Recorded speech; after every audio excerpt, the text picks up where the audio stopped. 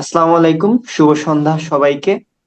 আজকের এই বিশেষ লাইভে সবাইকে স্বাগতম জানাই আমাদের ক্যাব যুব সংসদের পক্ষ থেকে। আজকে আমরা খুবই একটি গুরুত্বপূর্ণ বিষয়ে কথা বলার জন্য এসেছি। আমরা জানি যে জ্বালানি অধিকার নিয়ে যখন আমরা কথা বলি তখন একটা বিষয় আমাদের মাথায় চলে আসে যে আসলে আহ জ্বালানি শুধু কি বিদ্যুতের বিষয়, নাকি এটা আসলে আমাদের জীবনের প্রত্যেকটা জায়গা থেকে আসলে কাজ করে এবং প্রত্যেকটা পারিপার্শ্বিক বিষয়ে জ্বালানির ব্যাপারটা কাজ করে। তো সেই জায়গা থেকে ক্যাব যুব সংসদ চেষ্টা করছে এই বিষয়গুলো ইউথদের পাশাপাশি সকল ধরনের মানুষের কাছে পৌঁছে দেওয়ার জন্য। তারই ধারাবাহিকতায় আমরা আমাদের অনলাইন যে টক শো আমাদের পেজ থেকে পরিচালনা করছি, সেটা হলো এনার্জি আনপ্লাগড। আজ তার দ্বিতীয় পর্বে আছি। আজকে সঞ্চালনায় থাকবো আমি, আরাফি সিরাজি অন্তর, এবং আমাদের আলোচক হিসাবে থাকবেন Sirajul Islam Siraj, forum for energy reporters Bangladesh এফইআরবির। আমি তাকে স্বাগত জানাই। ভাই, প্রথমে আমাদের এই টক শোতে আসার জন্য খুবই আমরা স্বাগত জানাই, কারণ এত ব্যস্ততার মাঝে আসলে ভার্চুয়ালি কানেক্ট হওয়ার সুযোগের জন্য আসলে আপনাকে আমরা পেয়েছি। তো আমরা আমার আজকের থেকে আলোচনার ধন্যবাদ যে আপনি আমাকে সুযোগ দেওয়ার জন্য। জানি না জি, কতটুকু পারবো। জি অবশ্যই ভাই। আজকে আমাদের আলোচনার বিষয় হলো ন্যায্য জ্বালানি রূপান্তর কতটা স্বপ্ন কতটা বাস্তব। আসলে ন্যায্য জ্বালানির বিষয়টা যখন আমরা কথা বলি তখন আমাদের ভিতরে অনেকগুলো প্রশ্ন তৈরি হয়। আজকের এই টকশো বা আজকের এই পুরো লাইফটা জুড়ে আমরা চেষ্টা করব যে এই প্রশ্নগুলোর জটগুলো আসলে ভাঙতে, এবং চেষ্টা করবো। তো ভাই, প্রথম যে প্রশ্ন, আসলে বাংলাদেশের প্রেক্ষাপটে ন্যায্য জ্বালানি রূপান্তর কেন একটি গুরুত্বপূর্ণ নীতিগত ইস্যু, এই বিষয়ে যদি একটু বলতেন। আসলে বিষয়টা খুবই আমার কাছে খুবই আকর্ষণীয় এবং বাংলাদেশের প্রেক্ষাপটে এটা খুবই গুরুত্বপূর্ণ আমি মনে করি। খুবই গুরুত্বপূর্ণ এই কারণে মনে করি, দেখেন, উম আজকে যদি আমি বলি বাংলাদেশে কত রকম একেবারে হয়তো আজকে যারা রাজধানীতে আমরা বাস করি, তারা রাজধানীতে পাইপলাইনের গ্যাস পাচ্ছি।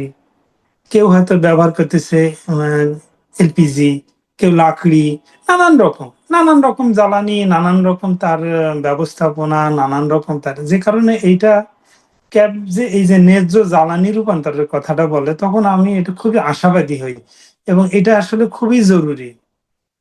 এটা এটা শুধু এখন আর জ্বালানি, এটা এটা এখন মৌলিক অধিকারের অংশ। আমি এটা খুবই জরুরি মনে করি।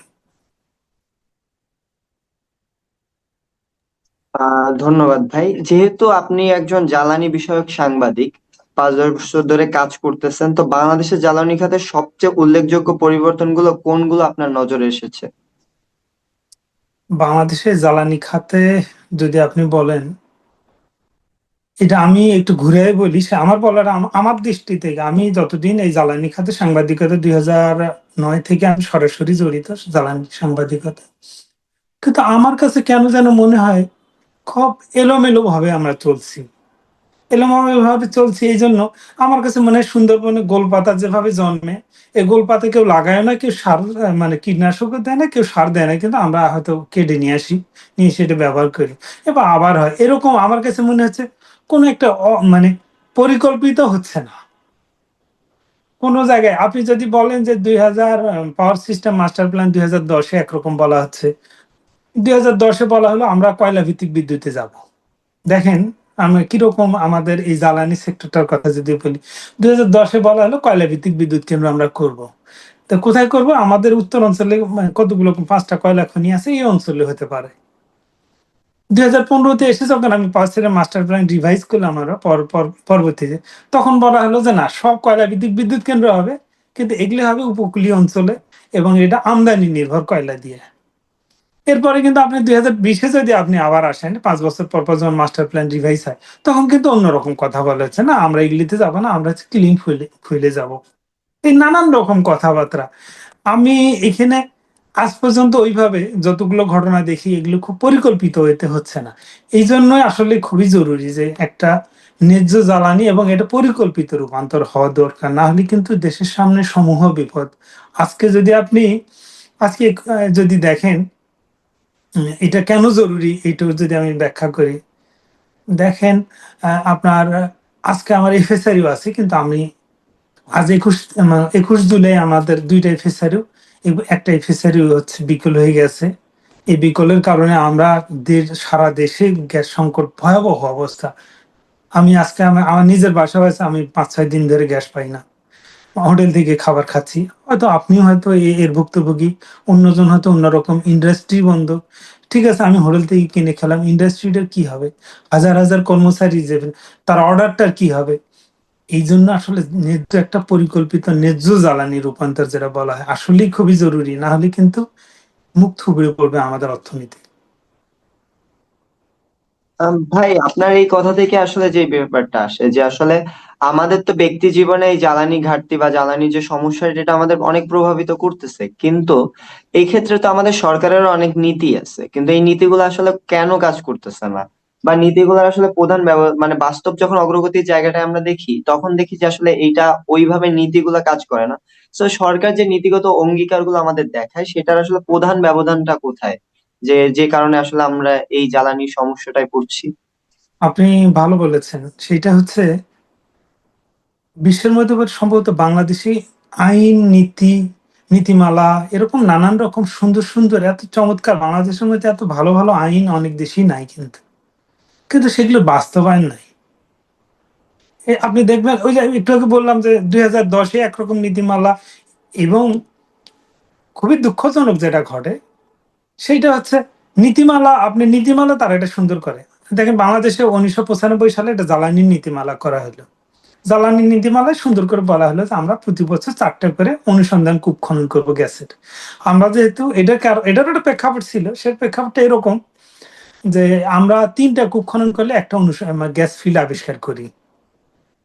যে কারণে 4টা কূপ খনন করবো, আমরা একটা করে গ্যাস ফিল্ড আবিষ্কার করবো, আমাদের যে ঘাটতিটা, প্রোডাকশন কমে আসতেছে, সেইটা আমাদের মেকআপ হয়ে যাবে। কিন্তু কোন সরকারই কিন্তু এটা মানে নেই, কোন সরকার না। ইভেন যে সরকার ওই সময় 95 জ্বালানি নীতিমালা করে, তারাও করে নাই এই যে নীতিমালা এত সুন্দর সুন্দর। কিন্তু আপনি এত চমৎকার চমৎকার নীতিমালা হয়, কিন্তু এই নীতিমালা বাস্তবায়ন আপনি যে করবেন, রোড ম্যাপ, সেটার সঙ্গে এটা কানেক্টেড থাকে না। যারা ধরেন আপনি আইনে মানে না আমাদের লোকজন, সেখানে আপনি নীতিমালা কিংবা অন্যান্য কৌশলপত্র, সুন্দর সুন্দর অনেক কথা আমরা বলি, অনেক নীতিমালা বা এটা চমৎকার সুন্দর সুন্দর কথা বলা থাকে, কিন্তু সেগুলো বাস্তবায়নের জন্য, এবং এটা যখন বাস্তবায়ন হয় না, যার দায়িত্ব তাকে কিন্তু জবাবদিহিতার আওতায় আনা হয় না কখনো। যে কারণে এগুলি আমি যেটা দেখেছি, দেখেন আপনি একটু আগে প্রশ্ন করেছিলেন যে সেটা এখানে প্রজেক্ট কেমন করে হয়, প্রজেক্ট কে নিয়ে আসতেছে, সেই প্রজেক্টের সাথে আহ, আমার ইন্টারেস্ট কতটুকু, আমার ব্যক্তি ইন্টারেস্ট কতটুকু, সেটা বেশি বিবেচ্য হয় এখানে। রাষ্ট্রের স্বার্থটা আমি অতীতে যাও দেখেছি, অতীতে সরকারের সময় না, সব সরকারের সময় যারা যে কর্মকর্তা যখন থাকে, উনি চেষ্টা করেন ওনার ব্যক্তিগত মানে স্বার্থ কতটুকু মানে সিদ্ধি হবে। এবং এটা নানান রকম স্বার্থ হতে পারে, নানান ফর্মেটই হতে পারে। যে কারণে এইখানে এই যে সুন্দর সুন্দর নীতিমালা হয়, এই নীতিমালাগুলো কখনো আহ, বাস্তবায়ন আমি দেখি না। ধন্যবাদ ভাই। ভাই, এইখানে একটা ইম্পর্টেন্ট ব্যাপার, আমরা যখন ছোটবেলায় দেখতাম যে বিভিন্ন জায়গায় ইলেকট্রিসিটি পৌঁছায় নাই, বা এখন কিন্তু এই ব্যাপারটা যখন বিভিন্ন জায়গায় ইলেকট্রিসিটি পৌঁছায় গেছে, বাট প্রবলেমটা যেটা, যে এখন আমি রাজশাহীতে আছি, যে জিনিসটা আমরা দেখতেছি যে আমরা আহ নেসকোর আন্ডার যে বিদ্যুৎটা গ্রহণ করি, বা এগুলার যে দ্রুত মূল্য বৃদ্ধি হচ্ছে, বা ভর্তুকির চাপটা বাড়তেছে, বা সরবরাহ সংক্রান্ত অনেক সময় রিসেন্ট টাইমে, আমাদের লাস্ট টাইমে যেটা হলো, যে প্রত্যেকটা শিডিউল করে দিল নেস্কো, যে আপনার 1 ঘন্টা 1.5 ঘন্টা করে বিভিন্ন জায়গায় কারেন্ট থাকবে না। তো আসলে এই যে পুরোপুরি যে একটা উদ্বেগ তৈরি হইতেছে, এটা কেন? আসলে বিদ্যুৎ উৎপাদনের সক্ষমতা উল্লেখযোগ্য হারে বাড়লেও গ্রাহকের বিদ্যুৎ ব্যয় বা ভর্তুকির চাপ, সরবরাহ সংক্রান্ত যে উদ্বেগ কেন পুরোপুরি দূর হচ্ছে না? আমি যেটা মনে করি সেটা হচ্ছে, আমার অভিজ্ঞতার আলোকে আমি যেটা বলি সেটা হচ্ছে, আমরা এমন একটা অবস্থায় পৌঁছে গেছি। আপনি দারিদ্র্যের দুষ্ট চক্র সম্ভবত আপনি আপনার জানা আছে, আমরা এই আমাদের বিদ্যুৎ খাতটা আমি একটা দারিদ্র্যের দুষ্ট চক্রের মধ্যে দেখি এখন। এমন একটা চক্রের মধ্যে ঢুকে গেছে, এখান থেকে বের হয়ে আসা খুবই কঠিন, খুবই কঠিন কঠিন, এবং মহা কঠিন মনে করি আমি। দেখেন এখন আজকে যদি আমি বলি, আমার হচ্ছে আহ গ্যাস ভিত্তিক বিদ্যুৎ প্রোডাকশন ক্যাপাসিটি আমাদের প্রায় 12,500 মেগাওয়াটের মতো। এই 12,500 মেগাওয়াট গ্যাস ভিত্তিক বিদ্যুৎ প্রোডাকশন করতে গেলে গ্যাসের প্রয়োজন হবে 2200 মিলিয়ন ঘনফুট। এইটা কোনোদিনে 900-র উপর দেওয়া হয় না এখন। তার মানে এই 1300 মিলিয়ন ঘনফুট গ্যাস বিদ্যুতের ঘাটতি, যে কারণে আপনি 4 থেকে 5,000 মেগাওয়াট বিদ্যুৎ আপনার গ্যাস দিয়ে আমরা প্রোডাকশন করতে পারি। আর ধরেন আপনার প্রায় 6-7 হাজার মেগাওয়াট, 7,500 মেগাওয়াটের মতো বিদ্যুৎ কেন্দ্র বসে থাকে। তাহলে এই বিদ্যুৎটা কোত্থেকে আসবে? এটার রিপ্লেসমেন্ট কি আছে?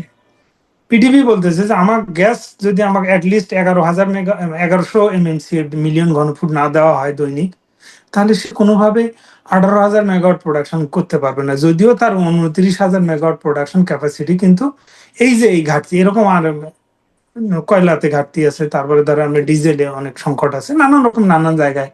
আবার একই সঙ্গে আরো আরো ঘাটতি আছে, যেমন কতগুলো জায়গায় আছে লাইনেরও ঘাটতি আছে। যেমন এক সময় যেটা করা হচ্ছিল যে গ্রামে শতভাগ বিদ্যুতায়ন খুব ম্যাসিভ করতে হবে। এই ম্যাসিভ করতে গিয়ে কিন্তু আমরা গ্রামের যে বিদ্যুতের ডিমান্ডটা কোথায় যাবে এটা কোনো ফোরকাস্ট ছিল না। আমরা ওখানে একটা কোনো রকম একটা লাইন পৌঁছাই দিয়ে দিছি। এখন ওই গ্রামে বিদ্যুৎ যাওয়ার পরে আমরা তখন মনে করতাম যে গ্রামে একটা লাইট জ্বলবে আর ফ্যান। ওই ভদ্রলোক তার জীবনযাত্রার উন্নতির কারণে সে ফ্রিজ কিনতেছে, কেউ এসি কিনতেছে, এই লোডটা কিন্তু নিতে পারতেছে না। যে কারণে এইখানে আহ, অনেক সময় প্রোডাকশন ক্যাপাসিটি থাকলেও দিতে পারতেছে না। আবারও কখনো জ্বালানি সংকট, এই যে কখনো জ্বালানি সংকট, কখনো ডিস্ট্রিবিউশনের সীমাবদ্ধতা, কখনো আপনার সঞ্চালনের সীমাবদ্ধতা, নানান রকম সংকট তৈরি হচ্ছে এখানে।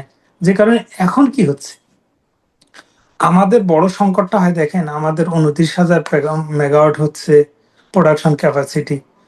শীতকালে এটা এসে নেমে আসে প্রায় 7,000-8,000 মেগাওয়াটে। তার মানে 8,000 মেগাওয়াট যখন আপনার পাওয়ার প্ল্যান্ট, আপনি 29,000, তাহলে আপনার এখান থেকে 29, 19 আর 2 হচ্ছে প্রায় 21,000 মেগাওয়াট আপনার তখন বসে থাকে। তো বসে থাকলে কি হয়, তখন এটা হচ্ছে ক্যাপাসিটি চার্জ দিতে হয়। এটা কিন্তু এটা নিয়ে নানান বিতর্ক আছে যে এটার পরিমাণটা কত হওয়া উচিত, বেশি দিয়ে দিচ্ছে, কম দিয়ে দিচ্ছে, এটা নিয়ে বিতর্ক আছে। কিন্তু ক্যাপাসিটি পেমেন্টটা লাগবেই। যেমন আপনি একটা বাসা ভাড়া নিলেন, বাসা যদি আপনি না থাকেন তাও মাস শেষে দিতে হবে। পাওয়ার প্ল্যান্টের ক্ষেত্রেও এরকম। কিন্তু এইটা, এই ক্যাপাসিটি পেমেন্টটা, এটা কিন্তু খুবই, আমি যদি এখানে একটা আপনাকে উদাহরণ দেই, আমি একটা রিপোর্ট করেছিলাম এগ্রিকো আশুগঞ্জ পাওয়ার প্ল্যান্ট, এটা 145 মেগাওয়াট এগ্রিকো কোম্পানির। এই কোম্পানি পাওয়ার প্ল্যান্টটা টেন্ডারে পায়। তারা হচ্ছে প্রতি কিলোওয়াটের জন্য 21 মেগাওয়াট, সরি 21 ইউএস ডলার ছিল তার হচ্ছে ক্যাপাসিটি পেমেন্ট। কিন্তু দেখেন কি অরাজকতা, 1.5 বছর পরে সেইটা আবার বিশেষ আইনে ওদের মেয়াদ বাড়াই দিলাম, আমরা মেয়াদ বাড়াই দিলাম, আরো 3 বছর করে দিলাম। তখন আগে ছিল 1.5 বছর রানিং ছিল, আর 3 বছর, তার 4.5 বছর হয়ে গেল। তখন কি হলো দেখেন, আপনি প্রতিযোগিতামূলক দরে তার 21 ডলার ছিল হচ্ছে ক্যাপাসিটি পেমেন্ট কিলোওয়াট প্রতি, সেইটা হয়ে গেল হচ্ছে 30 ডলার করা হলো। কেন করা হলো, এটার কোনো ব্যাখ্যা নাই কারো কাছে। এবং এই 145 মেগাওয়াট একটা পাওয়ার প্ল্যান্ট, সেইটার জন্য আমরা কয়েক দফায় মেয়াদ বাড়ায় আমরা 2,500 কোটি টাকার ক্যাপাসিটি পেমেন্ট দিয়ে দিয়েছি। অথচ একটা 150 মেগাওয়াটের 145 মেগাওয়াট পাওয়ার প্ল্যান্ট থামরুল, যেটা 6 কোটি টাকা বলা হয় যে বেজ লোড পাওয়ার প্ল্যান্ট, তার মানে আমি 800-900 কোটি টাকা দিয়ে যদি আমি বিনিয়োগ করে পাওয়ার প্ল্যান্ট করতাম, তাহলে আমাদের সেখানে 20 বছর মেয়াদি বিদ্যুৎ পাইতাম। অথচ সেই 6-7 বছরে ওই পাওয়ার প্ল্যান্টের জন্য আমরা 2,500 কোটি টাকা দিয়েছি। এইভাবে দিয়ে দিয়ে দিয়ে দিয়ে আমাদের, আমাদের শামসুল আলম স্যার বলেন অলিগার্ক শ্রেণী একটা, আসলে সত্যি এখানে অলিগার্ক শ্রেণী, এই যে ইউনাইটেড সামিট, তারপরে আপনাকে যেরকম বললাম এগ্রিকো, এরকম অনেক অনেক কোম্পানি ভেতরে ভেতরে আছে, যারা এখান থেকে আগে যারা চুনোপুটি ছিলেন তারা এখন মাফিয়া, নানান গ্রুপ অফ ইন্ডাস্ট্রিজে মালিক হয়ে গেছেন এখান থেকে নিয়ে। আর আমাদের এই সেক্টরটা এমন একটা ঘাটতি দিতে দিতে দিতে একটা সময় 2.5 টাকার মতো, এই 18-19 সালে 2.5 টাকা 3 টাকার মতো পড়তো পার ইউনিট, মানে প্রোডাকশন ক্যাপাসিটি। এখন এটা 12.5-13 টাকা হয়ে গেছে। শুধু কি জ্বালানি দাম বেড়ে গেছে জন্য? না, এই এখানে অনিয়ম, দুর্নীতি, আমার ডলারের একটা হচ্ছে মানে টাকার দর পতন যেটা আমরা বলি, নানান কারণে।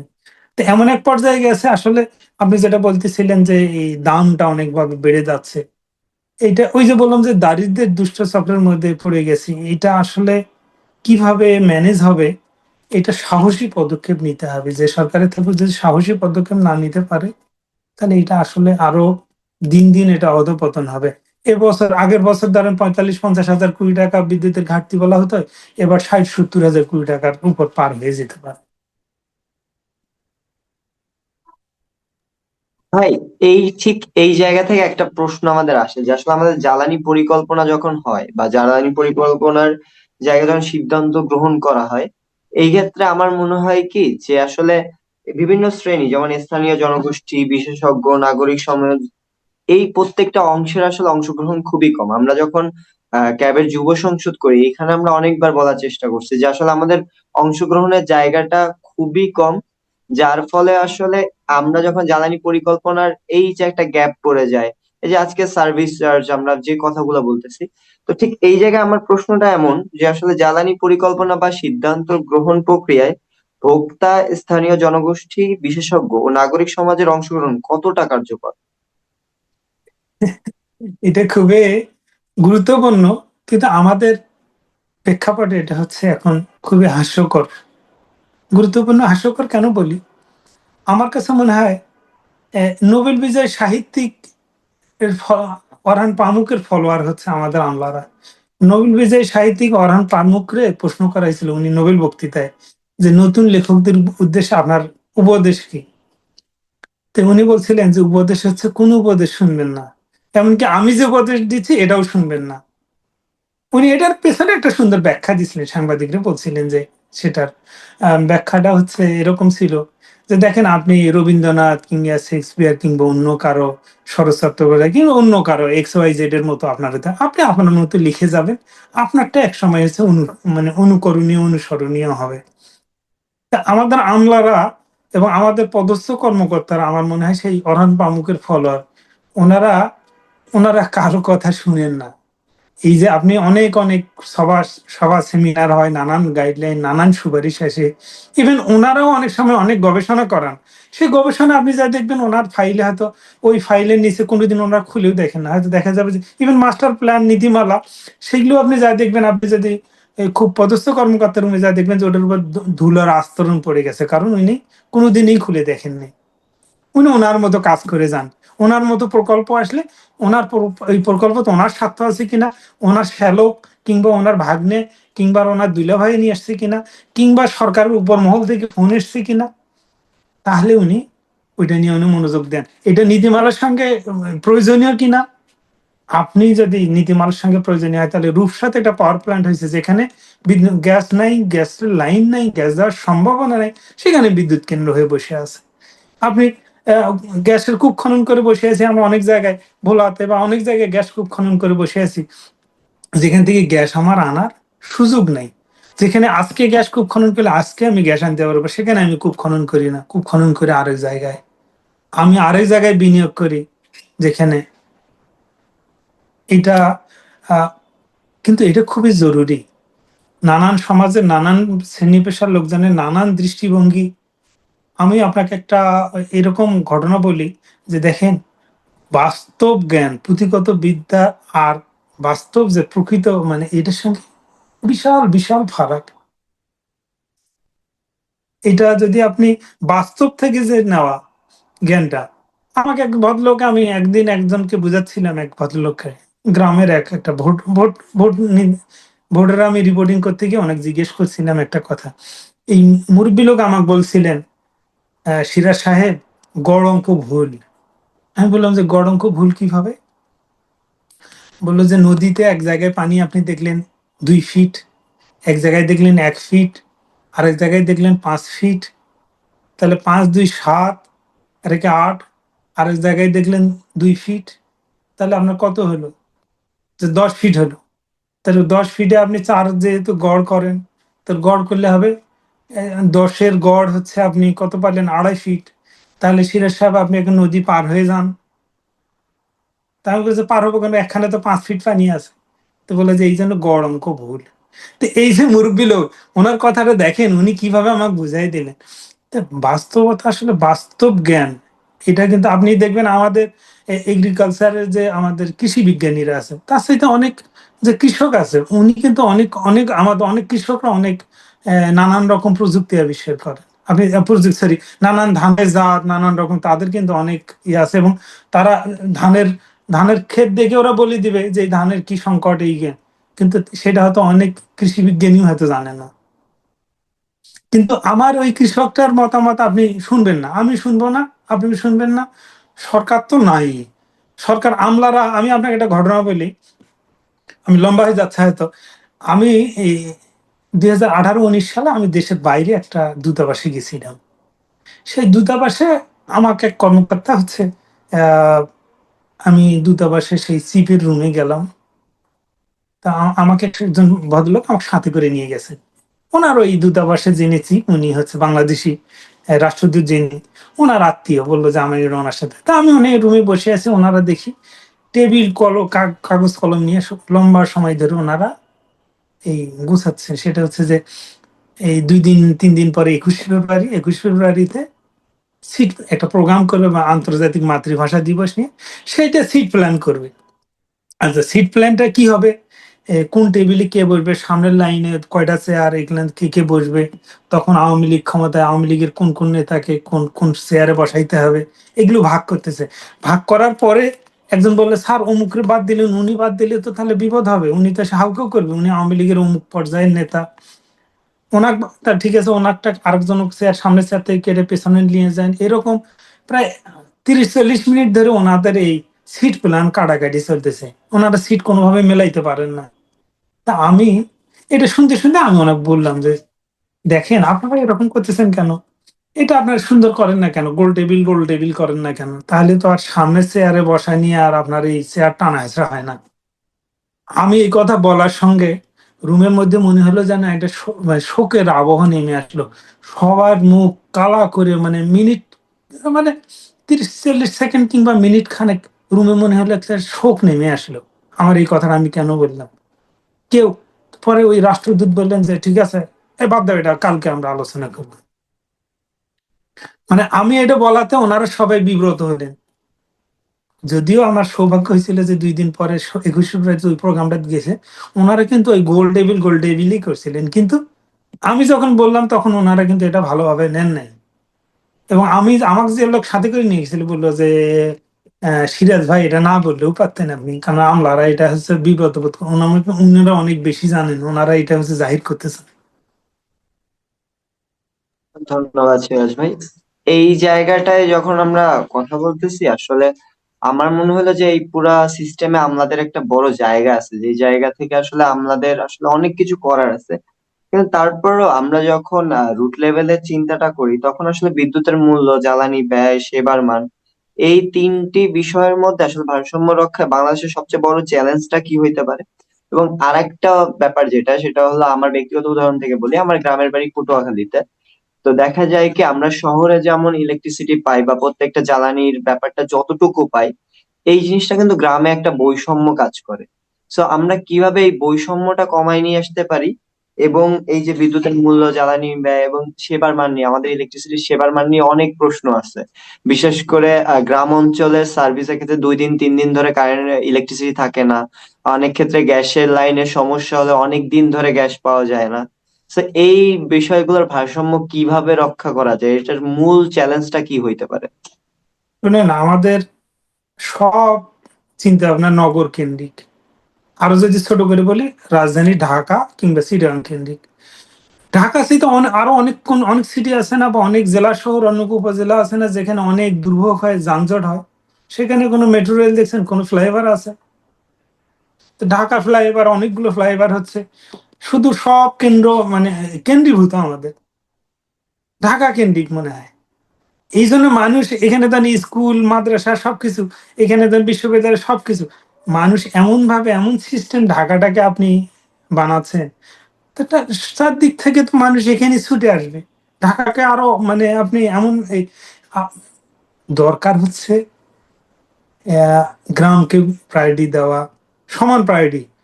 আপনি নাগরিক হিসাবে নাগরিক হিসাবে ওই পটুয়াখালী যে মির্জাগঞ্জের যে মানে যে কোন একটা গ্রামের, নির্দিষ্ট গ্রামের, কিংবা বরগুনার তালতলি কিংবা আরেক জায়গায় যদি আমি একটা নির্দিষ্ট গ্রামের কথা বলি, ওই গ্রামের যে নাগরিক তারও যে সুবিধা পাওয়ার কথা আমারও, আমি ঢাকাতে পারি, কিন্তু তা করা হয় নাই। কিন্তু আপনি গ্রামে দেখবেন প্রচন্ড রকম হচ্ছে, প্রচন্ড রকম হচ্ছে, লোডশেডিং করা হয়, কিন্তু ঢাকাতে লোডশেডিং সে তুলনায় দেওয়া হয় না। কারণ দেওয়া হয় না, যারা এটা ম্যানেজ করে তারা তো সবাই ঢাকাতে থাকে। তারা ওই গ্রামের এটা ধরেন, আপনি সরকারের যারা থাকে তারাও এটা চায় না যে ধরেন ঢাকায় আপনি হলে ঢাকায় ফেসবুক টেসবুক দিয়ে ফাড়াই ফেলবে অনেকে, তখন আবার ধরেন সরকার বেকায়দাত করবে। যে জন্য সরকারও কিন্তু একটু চেষ্টা করে সিটি গুলোকে একটু প্রায়োরিটি দেওয়া। আসলে সিটি গুলো প্রায়োরিটিরও দরকার, কারণ এগুলো তো ইন্ডাস্ট্রি থাকে, নানান রকম গুরুত্বপূর্ণ স্থাপনাও আছে, সেটারও দরকার আছে, কিন্তু পাশাপাশি গ্রামের সাথে এই বৈষম্য করার কোনো মানে হয় না। আবার এখানে কিন্তু আরো একটা সংকট আছে, যেটা হয়তো অনেকে কেউ বলে না, এটা আমি দেখেছি। ঢাকায় লোডশেডিং দিলে আরেকটা বড় বিপদ আছে। ঢাকা কিংবা চিটাগাং কিংবা আরো বা রাজশাহী বল, কি হয় এখানে হাই রাইজ বিল্ডিং, ধরেন 10 তলা 12 তলা 15 তলা বিল্ডিং গুলো, এই বিল্ডিং এ বিদ্যুৎ চলে গেলে কি হবে তখন? জেনারেটর লাগবে, তারা জেনারেটর ব্যবহার করবে। তো জেনারেটর এই ডিজেল মানে, তখন কিন্তু ডিজেলের ব্যবহার বেড়ে যাবে, এবং সেটা আরো কস্ট, মানে ওইটার খরচ আরো বেশি। যে কারণে আপনি যদি এখানে ঢাকায় লোডশেডিং দেন, তাহলে ঢাকায় ডিজেলের চাহিদা বেড়ে যাবে এবং ডিজেলের খরচ বেড়ে যাবে। সেটাও তো আপনার আমার আমদানি পণ্য, এবং ওইটার আমদানি পণ্যের উপর চাপ হবে। এবং আমি এর আগে একটা সময়, কিছুদিন আগেই, আপনি অন্তর্বর্তীকালীন সরকার না, এই সরকারে এসে কিন্তু প্রথমে বলছিলেন যে আমরা ঢাকাতে লোডশেডিং করবো বলছিলেন। আমি তখন বলছিলাম যে দেখেন, ঢাকাতে লোডশেডিং করলে আপনার প্রত্যেকটা বাসায় বিল্ডিং এ হচ্ছে জেনারেটর চলবে, তখন তো আপনি সেই ডিজেল দিয়ে আপনি তার চাইতে আপনার ডিজেল ভিত্তিক পাওয়ার প্ল্যান্ট চালান, সেখানে আপনি প্রোডাকশন বেশি হবে। তো এইটা আহ, খুবই দুঃখজনক। এটা আসলে গ্রামের সাথে যুগের পর যুগ ধরে মানে চলতেছে। এটা এটার কোনো ব্যবস্থা মানে মানে কেউ নজরও দেন না।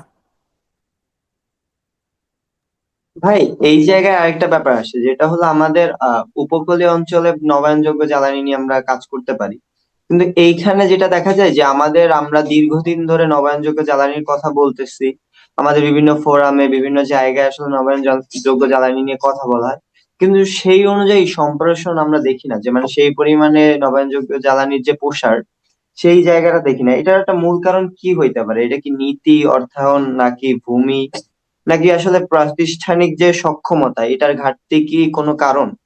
তো মূলত আমাদের যে নবায়নযোগ্য জ্বালানির যে ব্যাপ্তিটা আসলে বাড়তেছে না, এটার প্রধান কারণটা কি? আমি মনে করি হচ্ছে এটা সদিচ্ছা এবং আন্তরিকতার বড় ঘাটতি। নীতি নির্ধারক যারা আছেন তাদের সদিচ্ছা বা আন্তরিকতার ঘাটতি।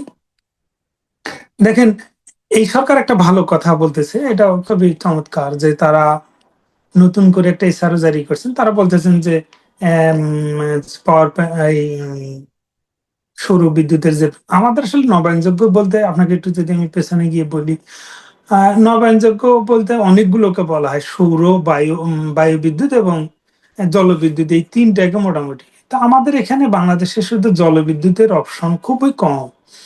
এটা নেপালে ধরেন, আমরা বলি যে নেপালে 87,000 না 1 লাখ মেগাওয়াট হতে পারে, ওদের পাহাড়ি অঞ্চলে, পাহাড়ি নদীগুলোকে খরস্রোতা সেখানে হতে পারে। আমাদের একমাত্র জলবিদ্যুৎ কেন্দ্র হচ্ছে কাপ্তাই, সেটা অনেক পুরনো, সেটাই আছে। এর বাইরে জলবিদ্যুৎ কেন্দ্রের সম্ভাবনা আমাদের খুবই কম এখন পর্যন্ত। একটা অপশন আছে হচ্ছে বায়ু বিদ্যুৎ, এবং আরেকটা হচ্ছে আপনার সৌর। তো বায়ু বিদ্যুৎটাও হচ্ছে খুবই উপকূলীয় অঞ্চলে, আমার কোস্টাল বেল্টে বলা হয় যে এটা একটা মানে আমাদের একটা রোড ম্যাপ করা হয়েছিল এটা, যে কোন কোন অঞ্চলে সম্ভাব্যতা যাচাই করা হয়েছিল। তো সেটাও এরকম খুব সম্ভাবনা মানে খুব বেশি দূর মেসিভ আকারে আমরা যেতে পারিনি। তা আমাদের একটা বড় অপশন আছে সে সৌর। কিন্তু এই সৌর বিদ্যুতের বিশাল ট্যাক্স ছিল এতদিন, কিন্তু এই সরকার এসে একটা ভালো কথা করছেন, ওনার হচ্ছে জিরো ট্যাক্সের কথা বলতেছেন। কিন্তু দেখেন, বিএসআরই একটা কয়েকদিন পর একটা পোস্ট দিছেন, তারা বলতেছেন যে হচ্ছে এটা বিএসআরই হচ্ছে Bangladesh sustainable renewable energy association, যেটা ওনারা বলতেছেন যে সরকার বলতেছে জিরো ট্যাক্স, কিন্তু জিরো ট্যাক্স না, আমাদের আরো ট্যাক্স বেড়ে গেছে। দেখেন, যে এসআরও জারি করা হলো, এনবিআর, আমাদের আমলাদের সবসময় একটা হচ্ছে কি, তাদের মাথার মধ্যে এমন সব জটিল মারপ্যাচ, এমন একটা জায়গায় এমন একটা কমা বসায় দিয়ে আপনাকে এমন ভাবে বিপদে ফেলে দিবে, সেইটার থেকে আপনি আর রক্ষা পাওয়া মানে কোনো রক্ষার আপনার কোনো ওয়ে থাকে না। এই দেখুন বিএসআরিয়া বলতেছে তো ওনাদের ট্যাক্স আরো বেড়ে গেছে। কিভাবে? এখন বলা হচ্ছে যে আপনি আহ ধরেন আমি আমার বাসায় আমি সৌর বিদ্যুৎ, আমাদের যেটা বলা হচ্ছে এই যেটা বলছিলাম সৌর বিদ্যুতে ধরেন আমাদের ছাদ ভিত্তিক যে বিদ্যুৎ কেন্দ্র, আমার বাসার ছাদে যদি আমি বসাই বা আপনার বাসার ছাদে যদি আপনি সৌর প্যানেল বাজার থেকে কিনে বসাইতে চান, সেই প্যানেলের কিন্তু tax heavy high. Tax heavy high কিরকম? ধরেন আপনি যদি একটা 50 এই ধরেন কি বলে সেইটা ধরেন 650 থেকে 700 কিলোওয়াটের একটা ওয়ার্ডের কিলোওয়াট না ওয়ার্ডের 650 থেকে 700 ওয়াটের যদি একটা প্যানেল আপনার সৌর বিদ্যুতের যে প্যানেলটা, এই প্যানেল কিনতে যান, এটা মার্কেট রেট হলো 50 টাকা। এইটাকে বলা হচ্ছে যে এটা কেজি ধরা হচ্ছে ট্যাক্স হবে। তো এইটা কেজি ধরা ট্যাক্স হলে এটার দাম পড়তেছে বাংলাদেশে এনে $110, $110 পড়তেছে। তাহলে কত পার্সেন্ট ট্যাক্স হলো? $50 দিয়ে আপনি কিনবেন প্যানেলটা, আর ট্যাক্স দিতে হচ্ছে $60। তাহলে কত পার্সেন্ট হলো? আচ্ছা, এইটা কিন্তু এটা ওজন কেন্দ্রিক। হ্যাঁ, এটা এখানে একটা সুবিধা দেওয়া আছে। কি সুবিধা? যদি পিপিএ থাকে, তা আমি কার সঙ্গে পিপিএ করব? আপনি যদি প্রজেক্ট করেন, ধরেন কোনো একটা কোম্পানি এসে আমার বাসার ছাদ অনেক বড়, আমার ওই ছাদটাকে উনি কোম্পানি নিবেন, ওনারা এখানে বিদ্যুৎ কেন্দ্র করবেন, করে এটা লাইনেও দিতে পারেন, আমাকেও দিতে পারেন, বা উনি নিজে ব্যবহার করতে পারেন। ওনার সাথে যদি আমার পিপিএ থাকে, তাহলে আমি এই সুবিধাটা পাবো, ডিউটি ফ্রি সুবিধাটা পাবো। তো এইটা কতটা সম্ভব? তাহলে এই যে বাংলাদেশে যে কোটি কোটি হচ্ছে হাউস হোল্ড আছে, সে তারা ধরেন সেখানে সে সুযোগটা পাচ্ছে না। তো এই নীতিতে আপনি একটা এমন একটা প্যাচ লাগাই দিয়ে আপনি আটকাই দিলেন, আপনি উন্মুক্ত করে দেন। দেখেন আপনি এটা অনেকে এটা এই এটা আমাদের আরেকটা দেশের উদাহরণ দেয় যে তারা ধরেন এরকম সরকারি ভাবে বিপুল পরিমাণ প্যানেল নিয়ে এসছে, নিয়ে আসার পরে তারা বিক্রি করে দিচ্ছে যে না ডিউটি ফ্রি। তা আপনি তো অনেক কিছু করেন, আপনি এখান থেকে ডিউটিটা নিতে হবে কেন? তো কত হাজার কোটি টাকা সেভ হবে। এই সেভ হলে যে আপনি প্রতি বছর মানে এই 60-70 হাজার কোটি টাকা বিদ্যুৎ দিচ্ছেন ভর্তুকি, সেইটা ভর্তুকি না দিয়ে যদি আপনি সৌর প্যানেল আনেন, নিয়ে আসার পরে যদি এখানে যদি 2-4-5 হাজার কোটি টাকা ঘাট মানে আপনার রাজস্ব হয় কমে, কিন্তু ওখানে 60 হাজার কোটি টাকা। তা আমাদের দেশে একটা কথা আছে আমাদের অঞ্চলে, যে চোখের সামনে আমরা সরিষা যেতে যাই না, পেছন দিয়ে ফুটবল চলে যায়। তো এইটা জি। হচ্ছে খুবই দুঃখজনক। এই জন্য আমি বলি যে এটা নীতি নীতির সীমাবদ্ধতা, ধরেন আপনার আন্তরিকতার ঘাটতি। এটা নিয়ে অনেক হাউকাউ হচ্ছে, কিন্তু এটা এনবিআরও অ্যাড্রেস করে না, না বিদ্যুৎ মন্ত্রণালয়, না সচিব, না অন্য কোনো অথরিটি, কেউ কিন্তু না, অর্থ মন্ত্রণালয় চুপ করে বসে আছে। এই যে চুপ করে বসে থাকা, এই চুপ করে বসে থেকে তো রাষ্ট্রের ক্ষতি হয়, আপনার ক্ষতি হয়, আমার ক্ষতি হয়, কিন্তু যারা উপর লেভেলে আছেন তাদের কিন্তু ক্ষতি হয় না। তারা ওই বিভিন্ন প্রকল্প থেকে কমিশন নিয়ে কানাডা আমেরিকায় বাড়ি করেন, কেউ দুবাইতে বাড়ি করেন, সিঙ্গাপুরে বাড়ি করেন, অবসরের পরে তারা গিয়ে সেখানে শান্তিতে বসবাস করেন। আমরা কষ্ট করতেছি, আমার বাপ দাদারও কষ্ট করে গেছে, আমার নাতিপুতিরাও কষ্ট করে যাবে। ভাই, আমরা প্রায় শেষের পর্যায়ে চলে আসছি, কিন্তু দুইটা গুরুত্বপূর্ণ প্রশ্ন দিয়েই আমরা শেষ করবো। তো প্রথম যে প্রশ্নটা, আপনি দীর্ঘদিন ধরে আসলে জ্বালানি নিয়ে যে সাংবাদিকতা করতেছেন, তো আমরা আসলে জানি যে আমাদের জ্বালানির নানা সমস্যা আছে, এটা এতক্ষণ আমরা কথা বললাম। তো যখন আমরা আসলে ন্যায্য জ্বালানি রূপান্তর নিয়ে ভাবতেছি, তো আগামী 5-10 বছরে কি আমাদের আসলে ন্যায্য জ্বালানির সবচেয়ে বড় সুযোগগুলো কোন জায়গায়, যে আমরা ন্যায্য জ্বালানি রূপান্তরের দিকে যাব? এটা আমাদের বাংলাদেশে আসলে ন্যায্য জ্বালানি রূপান্তরের সবচেয়ে বড় সুযোগগুলো কোথায় আগামী 5-10 বছরে? আমাদের আসলে একটু আগে যেটা বলছিলাম সেটা যে দেখেন 21 তারিখে আজকে আপনার টাকা আছে, আমার এলএনজি কার্গো এসে বসে আছে আহ, বহির্নোঙরে, কিন্তু সেই কার্গো থেকে আমি এলএনজি ডাউনলোড করতে মানে নামাইতে পারতেছি না। আমি কিন্তু এই এলএনজির জন্য এই যে কার্গো যে বসে আছে প্রতিদিন হাজার হাজার ডলার আমি জরিমানা দিব। আমার সাগর উত্তাল হইলে আমি জাহাজ থেকে এলএনজি খালাস করতে পারি না। আমার আজকে টাকা থাকলেও আপনি কয়দিন আগে দেখলেন যে কিছুদিন আগে কয়েক মাস আগে দেখলেন যে জ্বালানি তেল নিয়ে কি খাউখাউ লেগে গেল, বসা মানে আপনার হচ্ছে হরমুজ প্রণালী বন্ধ হয় ইরান যুদ্ধের পরে।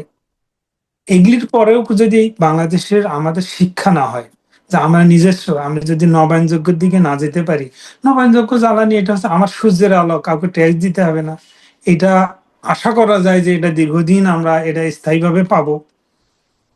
তো এটা আরো টেকনোলজি, নতুন নতুন টেকনোলজি আসতেছে, যে কারণে সৌর বিদ্যুতের দামটা কিন্তু একটা সময় 20 সেন্টস এর মতো পড়তো, এখন কিন্তু অনেক কমে আসছে। সেটা ভবিষ্যতে আর ধারণা করা হচ্ছে যে এটা আরো কমে আসবে এটার দাম। সে কারণে এদিকে ঝুঁকে যাওয়া দরকার। আজকে আপনি টাকা থাকলেও যেমন ডিজেল, পেট্রোল, অকটেন আপনি আনতে পারতেছেন না, একেভাবে কয়লা ঠিক মতো আমরা আনতে পারি না। ভবিষ্যতে হয়তো কয়লা ব্যবহার করার উপরে এমবার্গো তৈরি হবে। দেখেন, এই যে আপনার নবায়নযোগ্য জিনিস জ্বালানি শুধু কেন দরকার, ইউ কি বলতেছে, ইউরোপীয় ইউনিয়ন বলতেছে যে আমাদের 2030 সালে আমাদের রপ্তানির প্রধান খাত হচ্ছে গার্মেন্টস।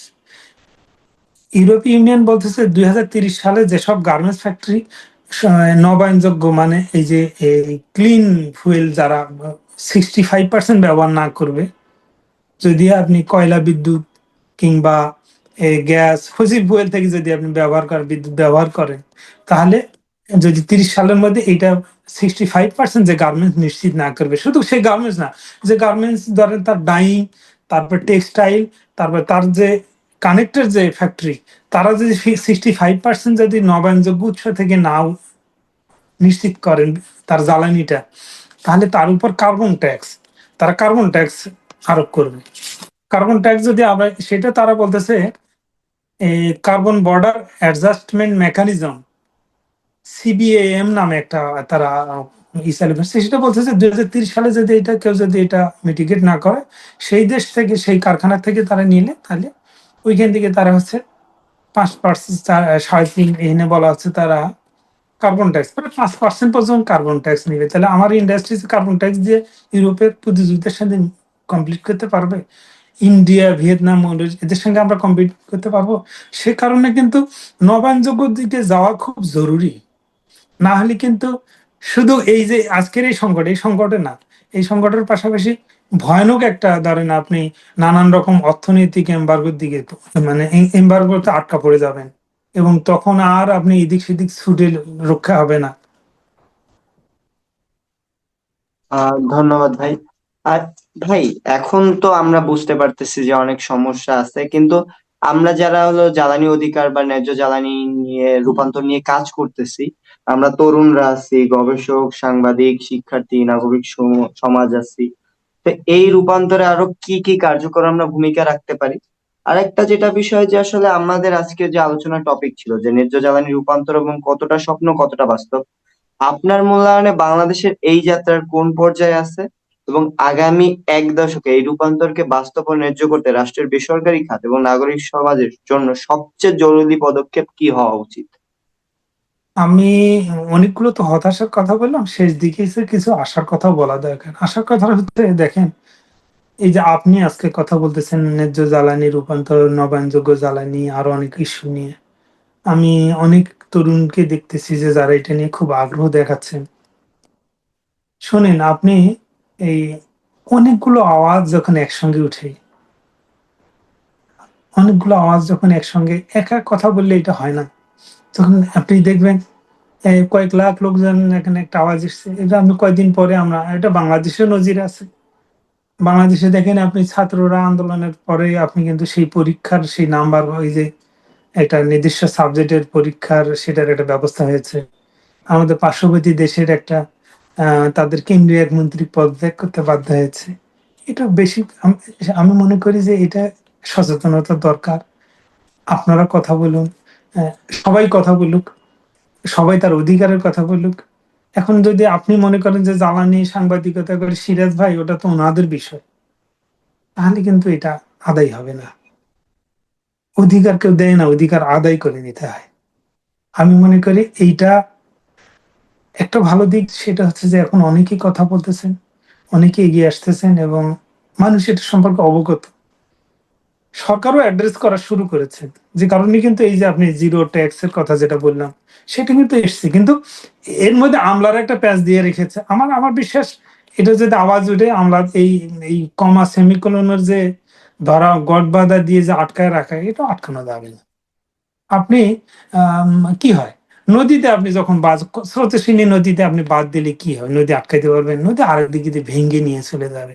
তো সেরকম যদি জনমত তৈরি হয়, জনমতের কাছে ওই মানে মেনে নিতে বাধ্য হবে। আমি মনে করি এই জন্য খুবই জরুরি সবার কথা বলা, সবাইকে সচেতন হওয়া, এবং আমরা একই সঙ্গে দায়িত্বশীল আচরণও করা। আমি বললাম আমার সৌর বিদ্যুৎ, আমার আমার বাসার ছাদটা আমি ফেলে রেখে যদি এরকম কথা বলি, এসে বক্তৃতা দেই, তাহলে তো হবে না, আমাকে নিজেকেও শোধরাতে হবে। ধন্যবাদ সিরাজ ভাই, একেবারে আমরা শেষ পর্যায়ে চলে আসছি।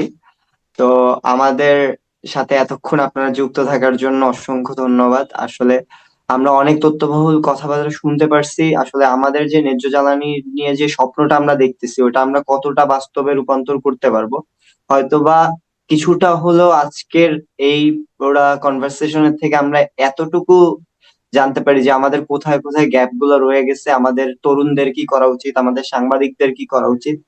তো এতক্ষণ যে দর্শকরা আমাদের ফেসবুকে এবং মাধ্যমে আমাদের লাইভটি দেখতেছিলেন, আমরা আশা করি যে আমাদের এই আলোচনার মাধ্যমে আপনারা কিছুটা হলেও জানতে পেরেছেন আসলে ন্যায্য জ্বালানি রূপান্তরের কি, এবং এটা আমরা কতটা স্বপ্ন দেখতে পারি এবং এটা কিভাবে বাস্তবে রূপান্তর করতে পারি।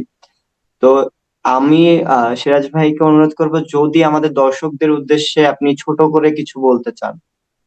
আমি দর্শকদের উপর অনেকগুলো কথা বলেছি, অনেকে আর নতুন, তাদেরকে আর আমি আর বেশি বলে বিরক্তির কারণ হতে চাই না।